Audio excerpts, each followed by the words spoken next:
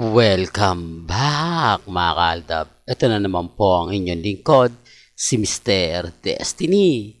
At magbibigay po tayo ng pinakamainit na update po ngayon sa social media. Marami tuloy nagsasabi mga kaaldab na Mr. Destiny, hindi naman si Menga yan. Tignan mo naman yung mga posts, yung daliri, di po ba yung katawan.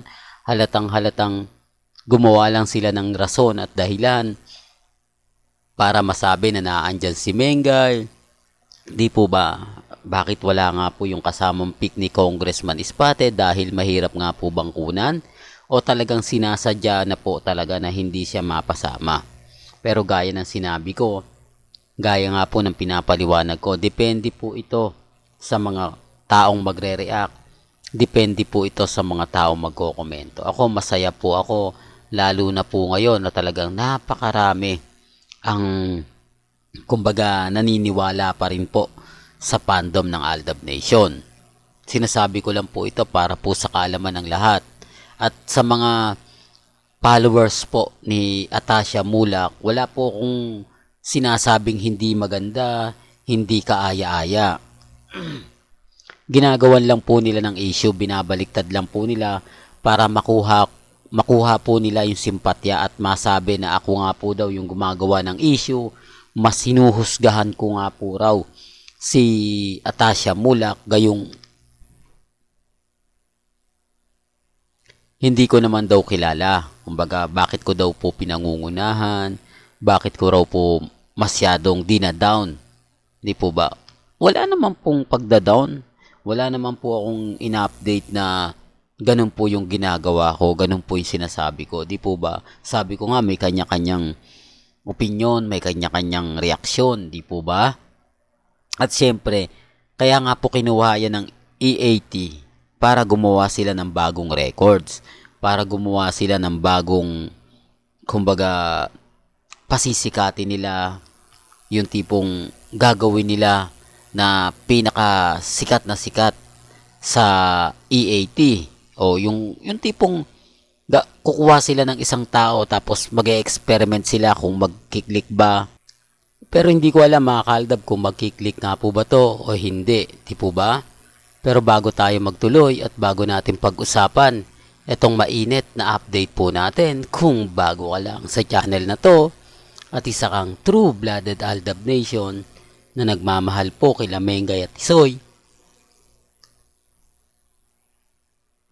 tama po ang channel na pinuntahan mo, kaya consider na po kitang bagong subscriber. At huwag mong kalimutang i-share ang mga video po natin sa mga mami, sa mga titas, at sa mga senior. Gaya nga po ng sinasabi natin, si Alden sa pagbibigay po ng update, talaga naman pong maaasahan siya.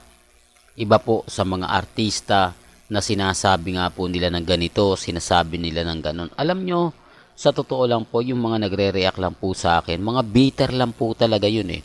Yung tipong kahit wala po tayong sinasabi, ginagawan po nila ng issue. Remind ko lang po mga kaaldab ba, kumakalat ngayon na si Atasha Mulak ang bagong papalit na Main Mendoza.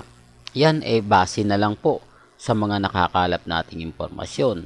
Base po sa mga, kumbaga, update na nakikita natin. Kaya nga po ako nagtataka na lang mga kaalda, bakit may mga bagay-bagay nga po na kapag ako nagbibigay ng update, marami silang sinasabi, marami silang komento, pero kapag sila po gustong-gusto nila, hindi sila nababash, gustong-gusto nila lahat pumapabor po sa kanila. Di po ba? Kaya nga po ang daming mga komento, ang dami ng mga ganito, ganyan, etc. etc. Napakaganda ni Mengay, napaka-sexy, di po ba? Pero hindi nyo naman nakikitang nag-gym, hindi nyo naman po nakikita nagwo-workout, samantalang si Alden Richards, di po ba? Umaayon yung katawan. For the record lang po, at dito po mga kaaldab, yung tayo po ni Mengay, di po ba matangkad si Mengay? Kitang-kita nyo naman po, di po ba? Pero pagka kasama niya si Congressman Spotted, lumiliit siya, no? Kaya nga po hindi po natin maikakaila na marami nagsasabing clone lang yan Mr. Destiny. Clone lang yan ni Mengay, hindi si Mengay yan. Kasi titignan mo, maliit pa. Bukod sa maliit na, ayaw pang ipakita yung muka kapag nagbibigay ng update si Ibiang. Pansin na pansin mo na parang, di po ba? Sinasabi ko lang po para sa kaalaman ng lahat. Bakit walang video na nasa harap sila? Bakit walang video na, kumbaga, yung tipong maganda yung kuha. Yung tipong talaga kahit papaano makukuha mo yung simpatya. Kahit papaano makakaaldab, masasabi mo na, ay oo nga Mr. Destiny, baka sila nga talaga yan. Hindi po ba tanggapin nyo na lang yung katotohanan? Walang ganun eh. Sinasabi ko lang po ito para lang po sa kaalaman ng lahat ha.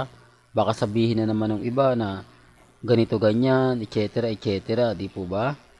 Basta sa akin lang po kung ano lang yung latest, kung ano lang po yung trending, yun lang naman po yung binabalita ko.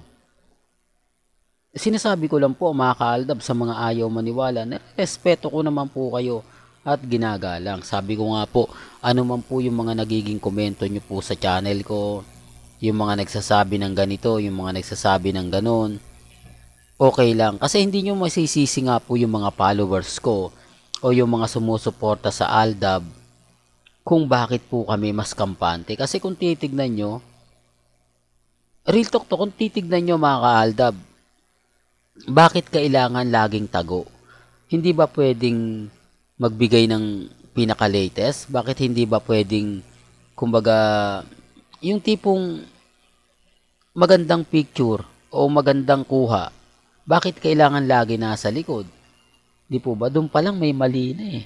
Doon pa lang masasabi nyo na may punto naman si Mr. Destiny sa mga ina-update niya. Totoo naman po yung mga sinasabi ko eh. Hindi lang talaga nila matanggap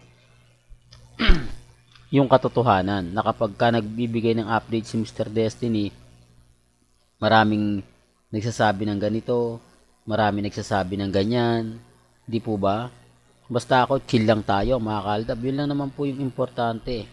Maging updated. Ano man po yung mga nababasa nila, napapanood nila, napapakinggan nila, okay lang po yan. Normal na lang po para sa akin yan. Po ba? Sinasabi ko lang ha mga kaaldab, dito sa channel ni Mr. Destiny, wala pong pilitan. Kung ano lang po yung latest, kung ano lang po yung update, kung anong gusto nyo pong mapakinggan, mapanood, malaman, di po, punta lang po kayo. At sa issue nga po na si Mengay nga po ay papalitan, yan po ay malakas at talagang pinag-uusapan. Depende lang po sa mangyayari, depende lang po sa senaryo.